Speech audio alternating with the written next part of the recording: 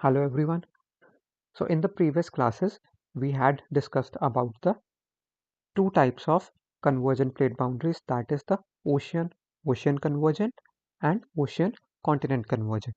Now in today's class, we will discuss about the third type of convergent plate boundary, that is the continent convergent plate boundary. तो इसमें क्या होता है कि जो continent convergence है, it starts as ocean continent convergence. तो starting में क्या होता है, एक ये कॉन्टिनेंटल क्रस्ट है, एक ये कॉन्टिनेंटल क्रस्ट है, बट इसके साथ में ये ओशियानिक क्रस्ट है। और ओशियानिक क्रस्ट जो है ये स्लोली इसके नीचे सबडक्ट करना शुरू कर देता है। हमने देखा है कि जहाँ पे कॉन्टिनेंटल क्रस्ट और ओशियानिक क्रस्ट आते हैं, वहाँ पे since oceanic crust is more denser, तो वो कॉन्टिनेंटल क्रस्ट के नीचे सबडक्ट करना शुरू कर देता है।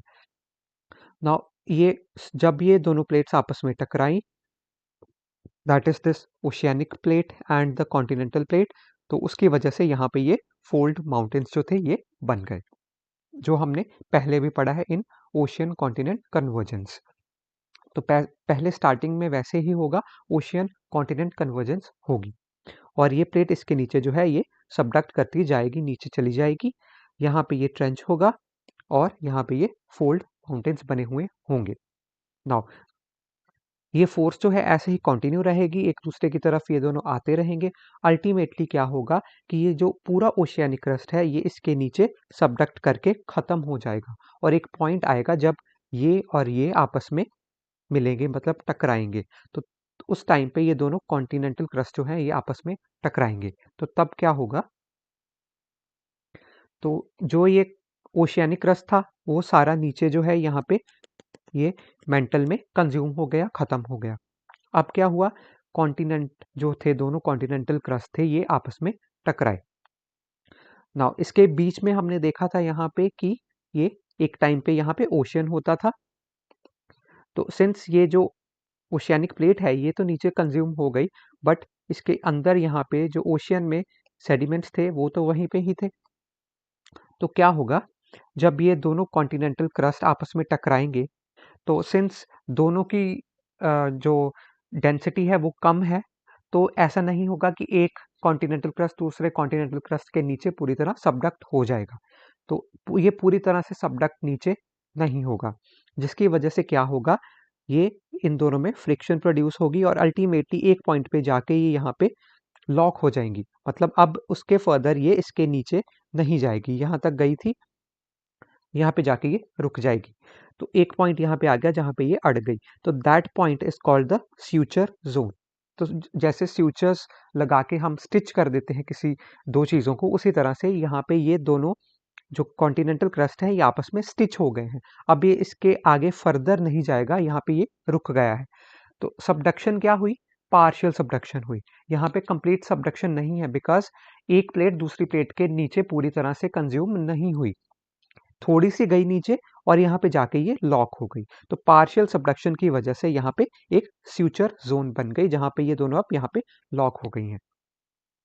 बट क्या है, फोर्स तो अभी भी लग रही है दोनों साइड से, तो दोनों साइड से फोर्स अभी भी लग रही है। एक पॉइंट था जब यहाँ पे इन माउंटेन से लावा निकलता था, जैसे हम लोगों ने पिछली प्लेट बाउंड्रीज में पढ़ा है। For example in ocean continent में हमने देखा था कि जब ओशियानिक क्रस्ट की प्लेट नीचे जाएगी, कंज्यूम होगी, वो मैग्मा राइज करेगा और अल्टीमेटली ये फोल्ड माउंटेन्स के थ्रू वो बाहर वॉल्केनो की फॉर्म में वो लावा आएगा। बट अब क्या है, अब वो जो प्लेट सबडक्ट हो रही थी नीचे, वो तो है ही नहीं, बिकॉज वो कंज्यूम हो गई, खत्म हो गई। तो अब क्या है, उस मैग्मा का सोर्स नहीं है, बिकॉज अब वो प्लेट ही मेल्ट नहीं हो रही, तो वो मैग्मा कहाँ से आएगा। तो सिंस वो पतला जो मैग्मा है वो नहीं आ रहा, तो वहां से ऊपर राइज को नहीं करेगा, ऊपर राइज नहीं करेगा, तो इन फोल्ड माउंटेन से कोई भी लावा नहीं निकलेगा। मतलब जब ये फ्यूचर जोन बन जाती है पार्शियल सबडक्शन होने की वजह से, तो जो वॉल्केनिक एक्टिविटी थी इन वॉल्केनिक फोल्ड माउंटेन्स की, वो बंद हो जाएगी। तो अब ये जो माउंटेन्स हैं, फोल्ड माउंटेन्स हैं, ये वॉल्केनिकली एक्टिव नहीं है। बट जितने टाइम में ये वॉल्केनिकली एक्टिव थी उतने टाइम में क्या होता है, यहाँ से ये इरप्ट करता हुआ होगा मैग्मा, इरप्ट करता गया यहाँ पे आता गया, यहाँ पे सॉलिडिफाई होता गया और अल्टीमेटली क्या होगा कि ये जो ऐसे पीक्स थी ये फोल्ड माउंटेन्स की, ये यहाँ पे मैग्मा डिपॉजिट होने की वजह से ये मोर और लेस थोड़ी सी फ्लैट हो गई। तो ऐसे एक प्लेट्यू बन जाएगा, बजाय कि ऐसे नुकीली पीक्स हों, यहाँ से जो लावा था वो सॉलिडिफाई होके रॉक्स बन गई और ये मोर और लेस एक प्लेट्यू की तरह बन गया। तो जो पहले वॉल्केनिक फोल्ड माउंटेन्स थी, अब वो पहली बात तो वॉल्केनिक नहीं रही और अब they look more like a प्लेटू।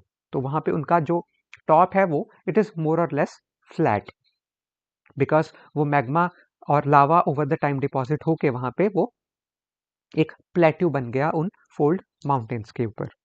Now ये फोर्स स्टिल चल रही है, ये दोनों प्लेट्स जो हैं ये कन्वर्ज कर रही हैं, इनकी फोर्स चल रही है, एक दूसरे को कंप्रेस करने की ये कोशिश कर रही है। तो क्या होगा कि यहाँ पे जो ऊपर वाली पिक्चर में हमने देखा यहाँ पे कि यहाँ पे पानी था, ओशियन था, उसमें सेडिमेंट्स थे ना। जब ये कंप्रेस हो रही हैं तो जगह कम हो गई, ओशियानिक जो बेसिन था वो कम हो गया, बट उसमें सेडिमेंट्स तो हैं। तो वो सेडिमेंट्स क्या हुआ, इस फोर्स की वजह से यहाँ पे पाइल अप होने शुरू हो गए। तो ये डिप्रेशन था इन दोनों कॉन्टिनेंटल मासेस के बीच में, जहां पे ये सेडिमेंट्स डिपॉजिट हो रहे थे, इसको बोलते हैं geosyncline.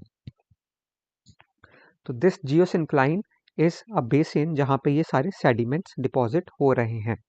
Now force still continue हो रही है, फोर्स और ज़्यादा लग रही है, ये और ज़्यादा एक दूसरे को धकेलने कंप्रेस करने की कोशिश कर रहे हैं। तो जिसकी वजह से क्या होगा, ये जो सेडिमेंट्स थे ये ऊपर को उठने शुरू हो गए। तो ऊपर उठते गए कंप्रेशन बढ़ता गया और बढ़ता गया, ये और ऊपर उठते गए और इवेंचुअली क्या हुआ, very high fold mountains they were formed. ये जो सारा जियोसिंक्लाइन का ही सेडिमेंट था, यही ऊपर उठने से ये फोल्ड माउंटेन्स बन गए। फोल्ड इसीलिए बिकॉज ये कंप्रेशन की वजह से बन रहे हैं, तो ये फोल्ड माउंटेन्स हैं।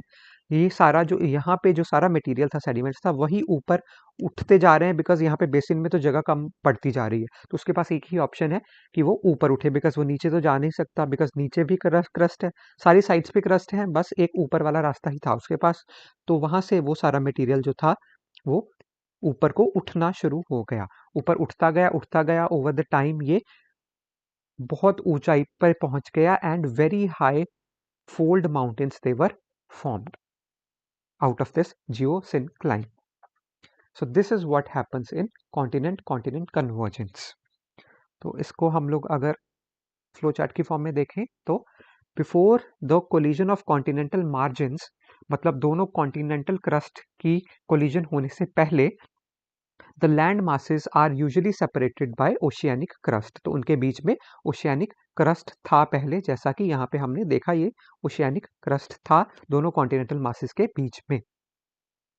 नाउ अब क्या होगा, as the two plates they converge, the oceanic crust located in between these two, it starts to subduct beneath one of the plates. तो अब ये प्लेट्स आ रही थी एक दूसरे की तरफ, दोनों कॉन्टिनेंटल प्लेट्स, और बीच में ये ओशियानिक क्रस्ट था। तो जिस तरफ से फोर्स ज्यादा होगी उस तरफ से ये ओशियानिक क्रस्ट जो है उस माउंटेन के नीचे जाता जाएगा। सपोज इस साइड से ज्यादा फोर्स लग रही थी as compare to this one, तो ये जो ओशियानिक क्रस्ट था ये इस वाली माउंटेन के नीचे जाता जा रहा है, बिकॉज यहाँ से फोर्स ज्यादा लग रही है। तो यहाँ से ये क्रस्ट, ओशियानिक क्रस्ट जो है ये कॉन्टिनेंटल क्रस्ट के नीचे जाता जाएगा।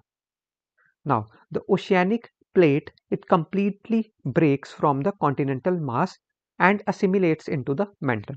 तो एक पॉइंट पे क्या होगा, ये नीचे जाती जाएगी ये ओशियानिक क्रस्ट, और एक पॉइंट पे ये पूरी जो इतनी थी ये यहाँ से ये कॉन्टिनेंटल क्रस्ट से टूट के अलग हो जाएगी और पूरी की पूरी ये प्लेट जो है ये नीचे जाके कंज्यूम हो जाएगी मेंटल में, it will get assimilated into the mental. तो अब ओशियानिक क्रस्ट खत्म हो गया, उसमें कंज्यूम हो गया।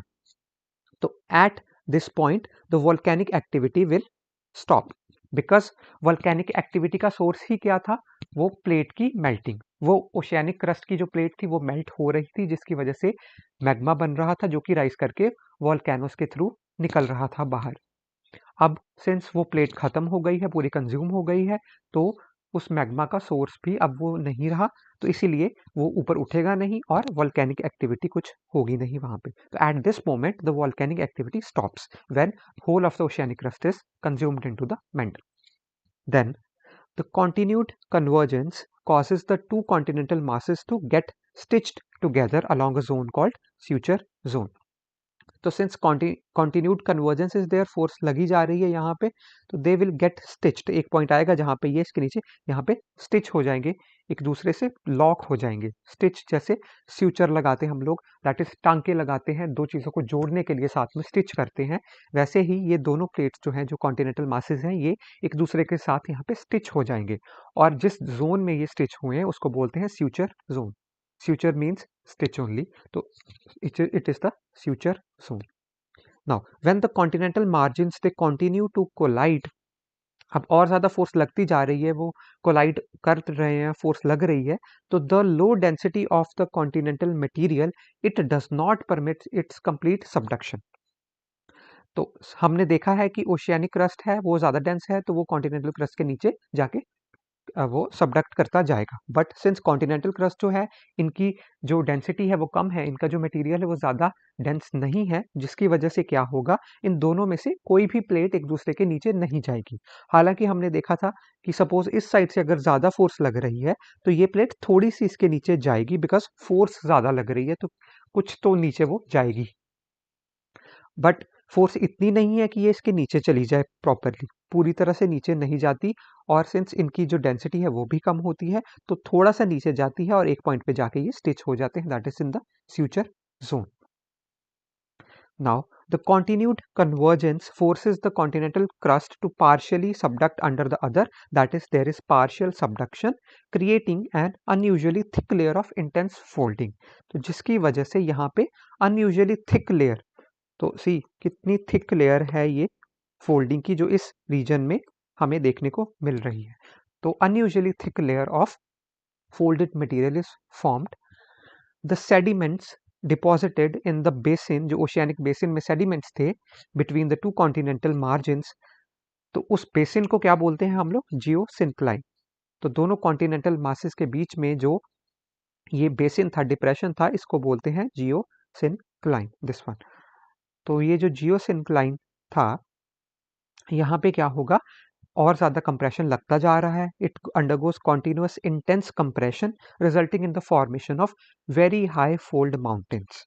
तो वो जो प्रेशर है वो लगता जा रहा है, जिसकी वजह से वेरी हाई फोल्ड माउंटेन्स जो है वो बन जाएंगी उस जियोसिंक्लाइन के सेडिमेंट्स के ही ऊपर उठने की वजह से।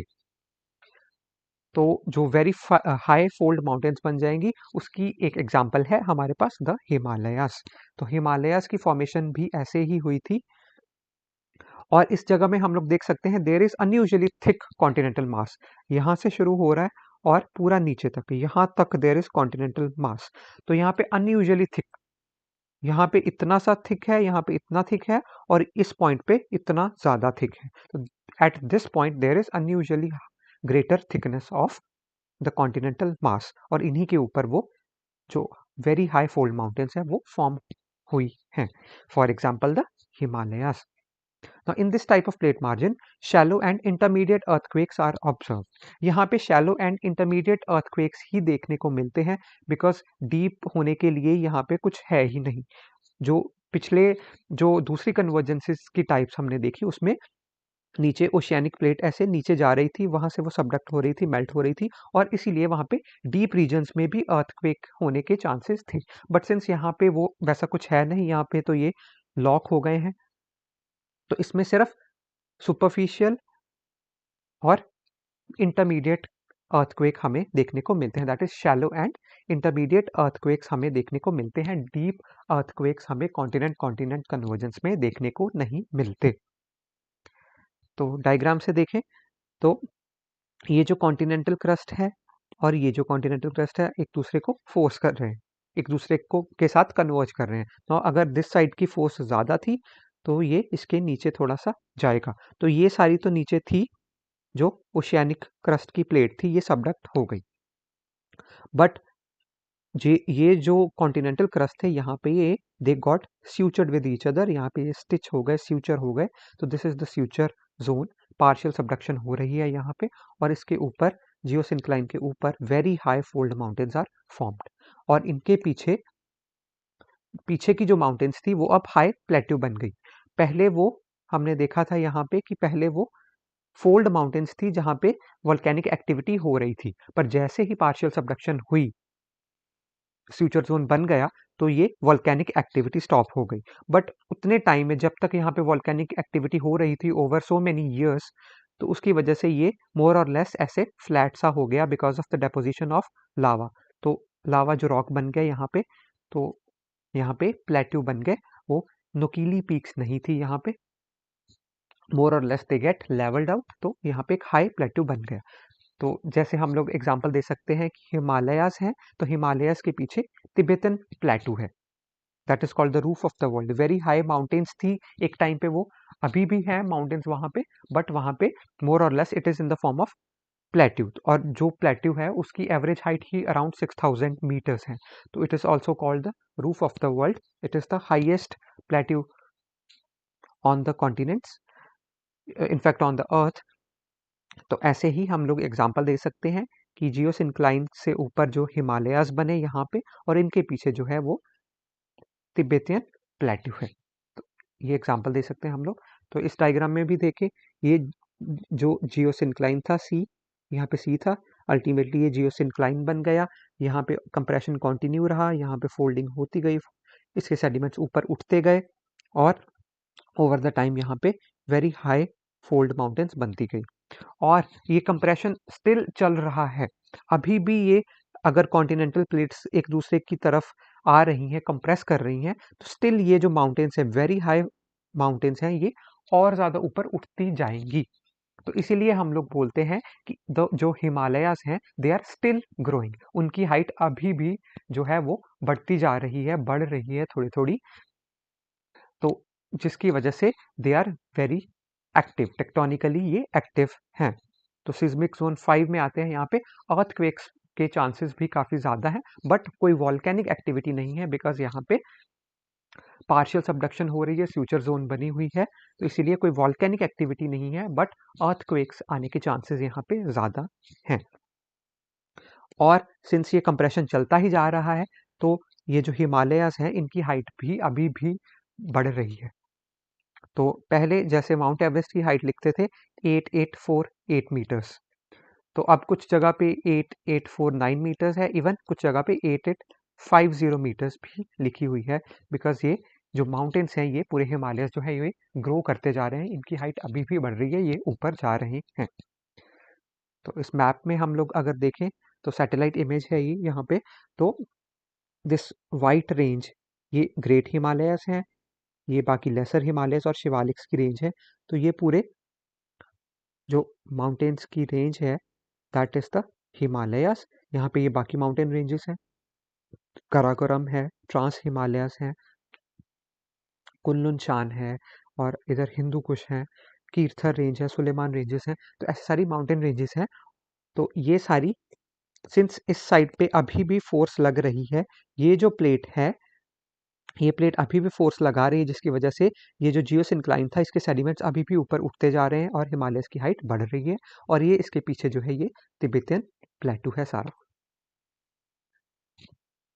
So this was about the continent convergence, and this we finished the one type of plate boundary, that is the convergent plate boundary, जिसमें हम लोगों ने 3 तरह की plate boundaries पढ़ी थी, that is ocean convergent, then is ocean continent convergent, and continent convergence. So finally we have concluded with the convergent plate boundaries, and next time we will discuss about the parallel plate boundaries.